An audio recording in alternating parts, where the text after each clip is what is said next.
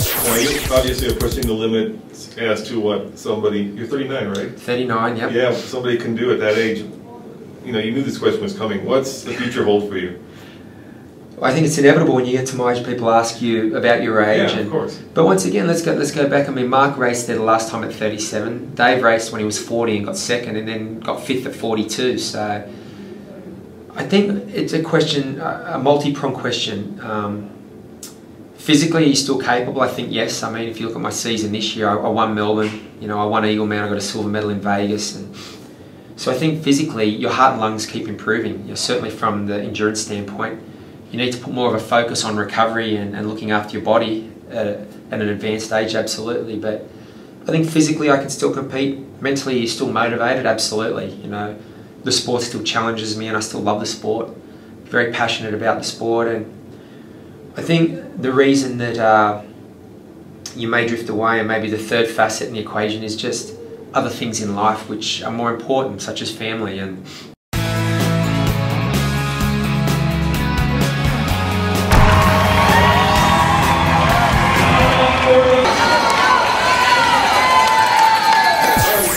welcome back to Boulder.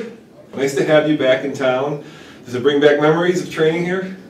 It does. I mean, I only arrived this morning, but it's a great town. You know, I mean, obviously I come here for the training, but you know, we've got a lot of great memories here that are sort of not training related. Just a lot of good friends here, and you know, trips up into the mountains with the kids. So I reckon it's one of the better airports to fly into, Denver, when you see the mountains. So it's great to be back for sure, and hope to catch up with, in amongst all the appearances this afternoon and obligations, hope to catch up with some of my good friends here, and maybe we'll have a bite to eat and a beer later on. Now tell me about the reason you're here. I've got the new book in my hand, which you can't see, but Craig Alexander, As the Crow Flies. Pretty smart. So tell me about this. What possessed you to put out basically a coffee table book? Yeah, well, I think we had some offers to do some you know, different styles of books. The main one was a biography style, I guess, but I wasn't really interested in that. I think obviously Chrissy had done her book, and I just wanted to do something a little different. And this idea came up, and I really liked it. You know, a 12-month documentation photographically with words and insights as well. I thought it was something different, and yeah, maybe something that people would be happy and proud to keep out on the coffee table after they'd read it, because obviously I feel it's more the photos that carry the book. You know, I had a photographer follow me and my family for 12 months, and he captured some great shots, you know, and I think the idea of the book was, you know, people see race day, everybody sees the race day photos in the magazines, but this is more, I guess, behind the scenes, just living and training as a professional athlete, the family life, the travelling, and all those other things that go into you know, the race day performance. And as a fan of sports myself, I've always been interested in those sort of 24/7 or inside the locker room documentaries, and I thought this was sort of in that vein. So that's how it came about. And you know, we were fortunate enough to know a photographer who lived very close to where we lived in Sydney, so I guess from a logistical standpoint that made things easier. And he's a studio photographer, but he's also a fairly accomplished triathlete, so I think he brings a creative sort of sense to the book, as well as you know, a knowledge of the sport. He's raced in Kona 3 or 4 times, so yeah, it was an interesting project to be a part of. Now, I mean, your life is somewhat of a fishbowl anyway, especially when you're in places like Kona. So was this an invasion of privacy, or was this something that you could control, that you felt like you had enough space? And obviously this we could control, so. But that being said, I didn't want to control it too much. I think, you know, Neri and I and Franco, my manager, had said, well, if we're going to do it, it's got to be authentic, really. Otherwise, what's the point? We don't want to stage stuff. We don't want to, you know, obviously we don't want it to be too intrusive. We don't want someone popping into our house at 3 in the morning or anything like that. But, I mean, Neri and I just sat down with Paul, the photographer, and we'd look at the schedule for the next 2 weeks, and between us we'd work out what we thought would be interesting for people to see. And Paul would turn up, whether it be at our house or at a training venue or whatever, a media commitment, and he'd just set up and he'd shoot. It was very unobtrusive. As I said, very few of the shots were staged. It was, you know, that was Paul's sort of mantra as well. He wanted to keep it real and authentic, and he wanted to challenge himself to be able to capture the shot, you know, in one go without me having to do, and I made it clear, you know, if I was out training or whatever, I wouldn't be just riding up and down the same stretch of road waiting for him to capture a shot. I would go out and train, here's where I'm going to be, you fly on the wall, get the shot. So we controlled it as much as possible, but there is, I guess, a level of intrusiveness because someone's in your house, and that's what we signed on for. So we went into it with our eyes open, and all in all, the 12 months went pretty quickly. And great news, it sold out. 5,000 copies, wow. Yeah, the first print run sold out, and which is humbling, and you know, you always wonder when you do something like this, you're apprehensive, you wonder how it's going to be received. So yeah, it's nice to know that the first print run sold out, and they're on to the second and third print runs now, and yeah, I just hope people are enjoying it. That was my major hope, that people would be proud to keep it on their coffee table and you know, really enjoy looking at the photos. And there's also a lot of insights into my career there, how I started, and some training tips. And yeah, I think the main thing is when we first received our copy, Neri and I we were really happy with the way it turned out. I think Velo Press did a good job, you know, making it a hardcover and a bigger book and the thicker paper, so it is sort of in that coffee table style, and I think they did a great job with it. Now, last time I saw you, your hair was short because you were in Kona, and then you were, it was a rough race. I remember seeing you come across the line, and it felt like you didn't give 100%, but you gave 150%. So tell me about that day. Yeah, I had a hard day. No excuses, just one of those days you can't win them all, I think. You know, going into this year, I had a phenomenal record. They're very consistent. You know, 3 firsts, a second, and a fourth. Nothing worse than 4th place. And you know, if you turn up, yeah, if you turn up at those big races enough with that level of competition in those conditions, you're going to get challenged on a different level. And you know, my preparation probably wasn't ideal, but you know, that's my responsibility to get that right. So that totally rests with me, and I did what I could. You know, I was battling a few things even before Vegas, but I was able to keep things on track for Vegas and still win a silver medal there. And I wasn't quite able to defend the title, but I had a great race, and I was happy with what happened in Vegas. A very strong performance, and I thought indicative of where my fitness was at. But yeah, not a great day, and that's racing. You know, I mean, it's easy to take the accolades and the great performances when you're having a good day and everything feels good. It's another thing entirely to just to suck it up and get it done when obviously you're far from your best. But you know, I soldiered on and got 12th, and it's still 12th at a world title. So I didn't quit at any point. The effort was always there. Just obviously the performance and the form wasn't what I'd hoped for. So no excuses. You take what you get, and that's what I got on that day. And looking forward now. Yeah, you've been doing this a long time. You're one of the older athletes, if not the oldest, to do that race.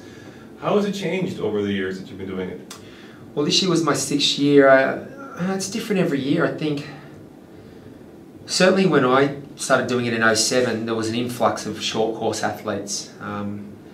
A lot of guys have come in from the ITU, and I think that's just added to the level of competitiveness and the depth of racing.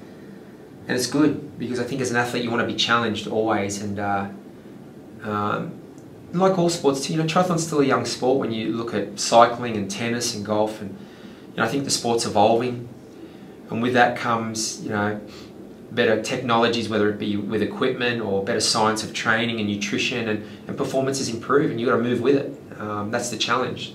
And for me, the challenge is always not just to turn in one great performance and then disappear for a few years. It's, you know, every time I race, it's like a world title to me. You know, you prepare to try and do your very best performance in each and every race. So, but I think the sport's evolving. We're now in the Olympic Games, which is a great thing, and it's truly a global sport, which I think is reflected in the depth of competition and the standard of racing. It's increasing all the time.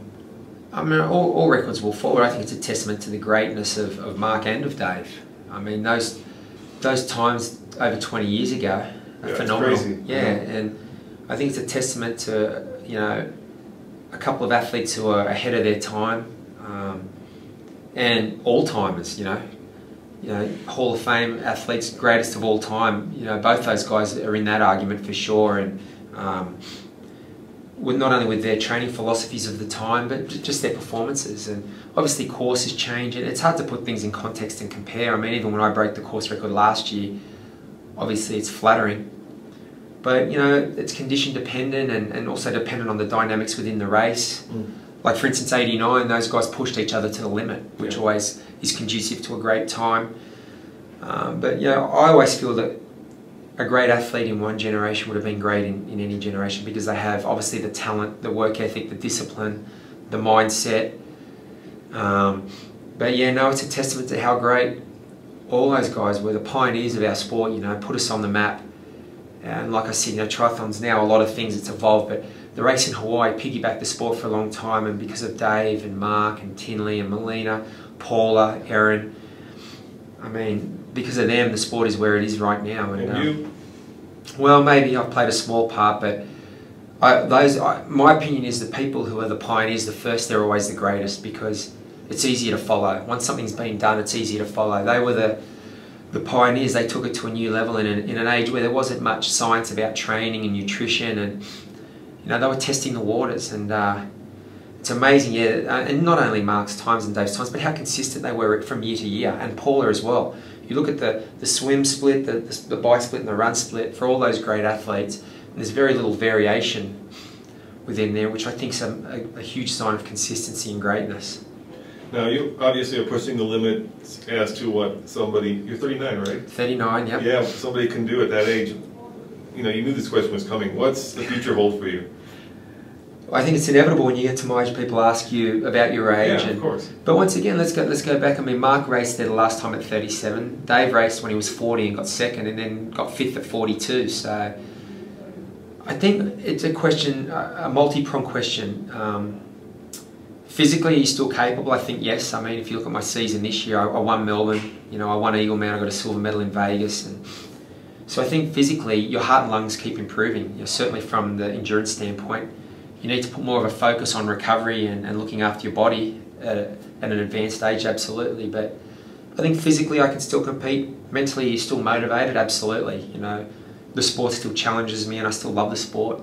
Very passionate about the sport, and I think the reason that you may drift away, and maybe the third facet in the equation, is just other things in life which are more important, such as family, and you know, that's, for me, ultimately what it's come down to. You know, I'm lucky I've got a very, very supportive wife, but we have 2 children and a third one on the way. So, you know, our eldest Lucy misses quite a bit of school, so we have to homeschool. So there's a lot of things that go into, you know, racing and coming to Boulder that fall on other people and not just me. So I'm happy to continue doing it, but I don't want it ever to negatively impact on our family life, you know, our daughter's education. You know, my wife quit her job and put her career on hold so we could do it, and you know, at some point I think it's going to be right that I put a little back in as well. So I'm not going to race forever. It is my livelihood, and I guess we all accept that right now, and I'd still love to do it. So if it's up to me, I'll keep going until the well's dry, I guess. But I think there are a lot of people out there who wish you could keep going. You have a lot of fans. But let me ask you, 5 years from now, 10 years from now, where do you see yourself? I'd still like to be involved in the sport. You know, I have a lot of long-term contracts in place with my sponsors. You know, hopefully over 15 years well, not hopefully, I know I've learned a lot about not only preparing to race, looking after your body, staying injury-free, attracting sponsors, keeping sponsors, and you know, I've had a lot of the same companies as partners now for a decade or more. So, you know, I want to keep contributing to them in product development, R&D, as a spokesperson, so I think I've got something to offer there, maybe in some coaching capacity. So I'll be involved. You know, the sport's given us so much, and I always say, you know, I owe the sport of triathlon so much, it owes me nothing, but I'd like to stay involved. And you know, I think when my racing days are over, I'll always exercise just for quality of life and that kind of thing. You know, I was asked last night whether I'll pop up and race in my age group, or, you know, I'll, as I said, I'll always work out because it's just in my blood to do it.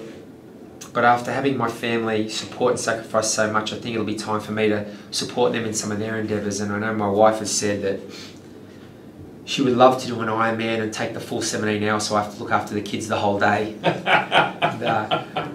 you know, you'll see me on the sidelines at some point. I'm going to hold her to that too, just quietly. Neri, pick a race, make it a nice place too. So. But yeah, I'll still be involved. I love the sport too much just to, I guess, disappear.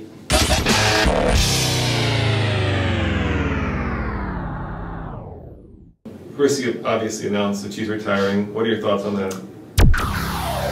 Mixed emotions. Sad that we won't have her in our sport anymore for obvious reasons. Just You guys were kind of compatriots at the Kona level, at least. Yeah, she is an amazing athlete. I don't need to sit here and talk about her resume.